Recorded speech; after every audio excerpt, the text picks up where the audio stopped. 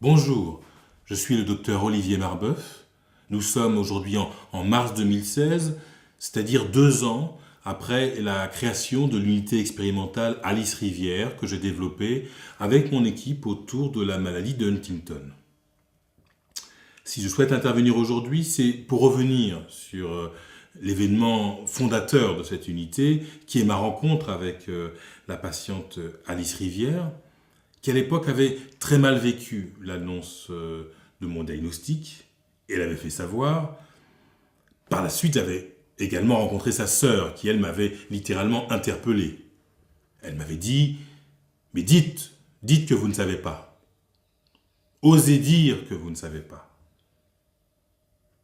Et je dois dire que, à l'époque, je ne l'avais pas compris.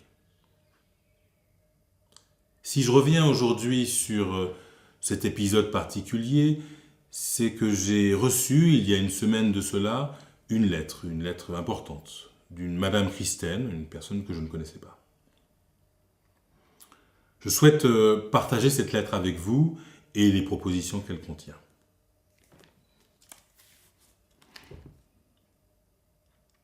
Cher docteur, contrairement à une idée répandue selon laquelle le travail d'une voyante consisterait à prostituer sa parole dans le sens des désirs de ses clients, j'ai dû annoncer en 28 années d'exercice de nombreuses mauvaises nouvelles.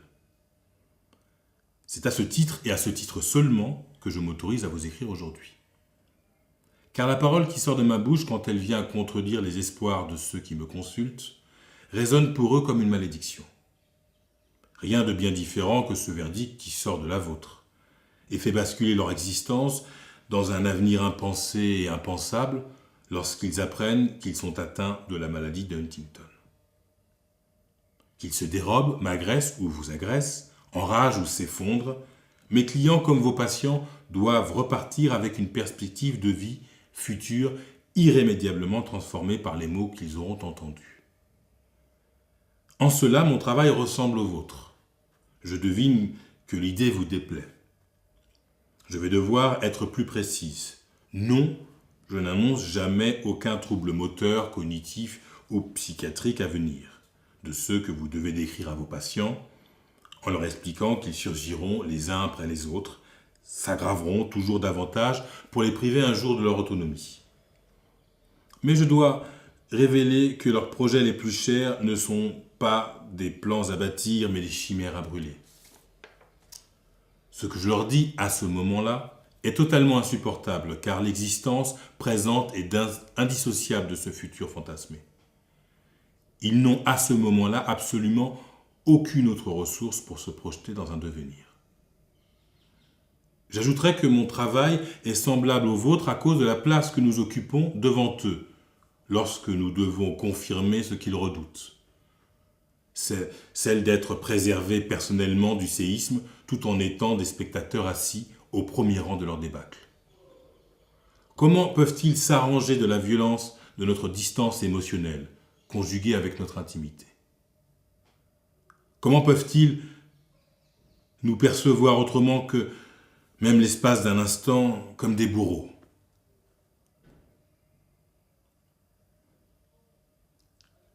Car qui d'autre qu'un tortionnaire se trouve ainsi au centre d'un triangle dont les points sont la proximité, la douleur infligée et la distance affective?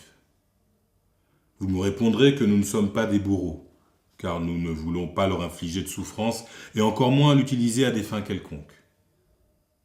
Mais ne sommes-nous pas les témoins de ces ravages? Ne nous les voyons-nous pas se répandre en eux, alors que nous ne sommes que de parfaits étrangers? Alors c'est vrai que ce rapprochement que fait Madame Christine avec l'idée du bourreau m'a littéralement ébranlé quand j'ai lu ce texte. Je ne dis pas que j'ai toujours pensé ma pratique dans une absolue neutralité bienveillante, mais j'avais jamais imaginé les choses selon ce point de vue. Je vais continuer cette lettre pour Enfin, nos métiers se ressemblent, car vos patients et mes clients savent, avant de nous consulter, que quelque chose peut-être ne va pas. Mais ils n'en sont pas sûrs. Pas encore. Ils se croient alors prêts pour l'oracle ou l'analyse biologique. Mais ils ne le sont pas et ils ne le seront jamais. Parce que personne n'est prêt pour cela au moment où il le demande. À ce stade, vous allez m'objecter que votre respect de la science vous oblige à être honnête, que la vérité prime sur le désir, qu'il est de votre devoir de... etc. Mais êtes-vous sûr de ne pas confondre la vérité que vous fantasmez, toute pure, ou encore la destinée, avec ce qui n'est que le résultat d'une procédure? Vos pratiques comme les miennes interrogent le futur et interprètent des données à travers des marqueurs divers. Vous questionnez et interprétez des échantillons comme je le fais moi-même. Vos supports sont du sang ou des sécrétions. Les miens sont des initiales, des images, des cartes, des photos. Mancie ou examen biologique délivre des verdicts. Je dois dire ici que Madame Christiane est voyante. Je reprends. Mancie ou examen biologique délivre des verdicts. Mais n'avez-vous pas oublié que seul votre patient ou mon client feront de ce verdict une destinée, qu'ils ne sont en rien réductibles à la mauvaise nouvelle qui les accable? Docteur, nous sommes, vous et moi, propriétaires d'un diagnostic. C'est tout. C'est déjà beaucoup. Mais jamais de ce qu'ils tricoteront avec leurs mauvaises nouvelles. Jamais de ce que sera leur vie après l'annonce, ni du sens ou du non-sens que tout ceci aura pour eux. Alors inutile de les convaincre que tout est foutu, que ce qui est foutu, c'est peut-être, ou probablement, je vous l'accorde, une vie valide qui ne va pas durer. Mais ce n'est ni l'homme ni la femme que vous avez devant vous et dont vous ne savez rien. Il y a tant d'autres choses dont vous ne savez rien au fond. Voilà, je dois avouer que en lisant la première fois cette lettre, je me suis dit qu'elle avait probablement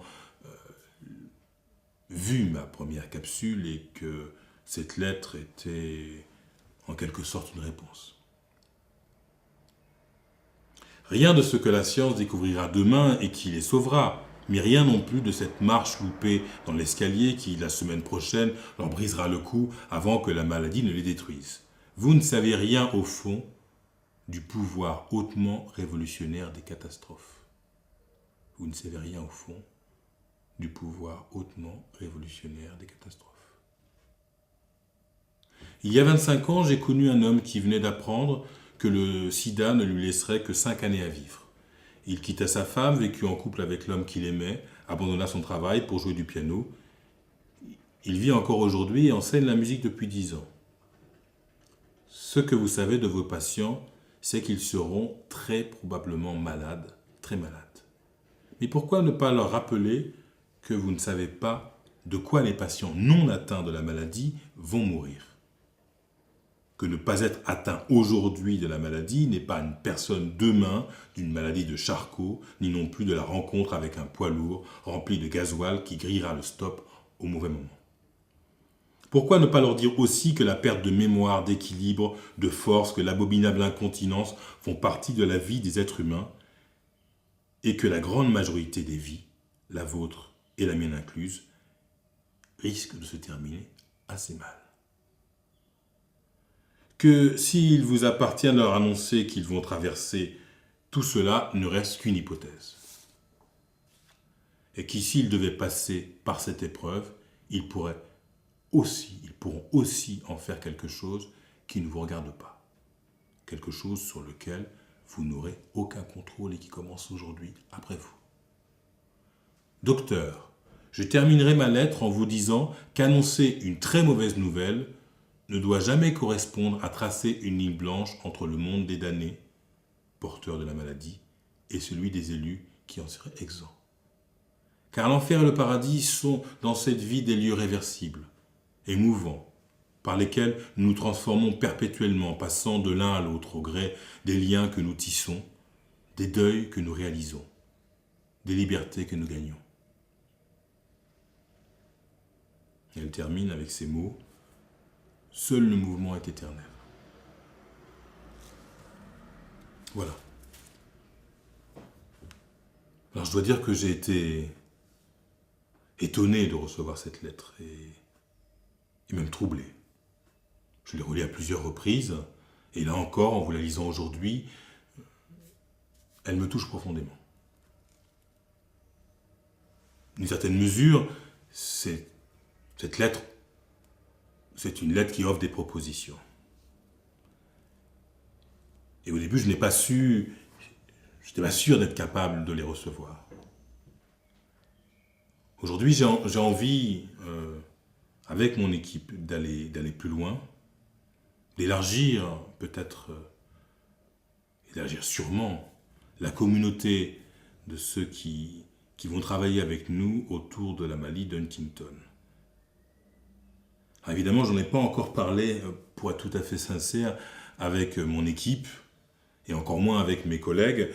Imaginez-vous que cela puisse poser un certain nombre de problèmes, de leur apprendre que nous allions partager notre terrain de recherche et d'interrogation avec, je ne sais pas, le savoir d'une voyante.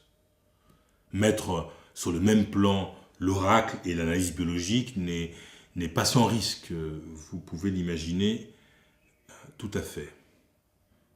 Mais je pense qu'il y a une nécessité à penser avec ce savoir qui jusqu'à présent a été largement disqualifié dans la profession qui est la mienne, et ce savoir qui, de ce fait, comporte une certaine forme de risque.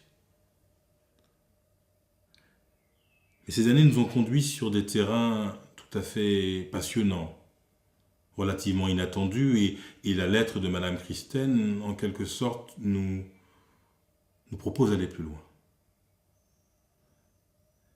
J'espère pouvoir revenir vers vous bientôt pour prolonger avec vous cette réflexion et partager les conséquences de ce nouvel épisode, en quelque sorte, je dirais, de notre aventure commune. Merci.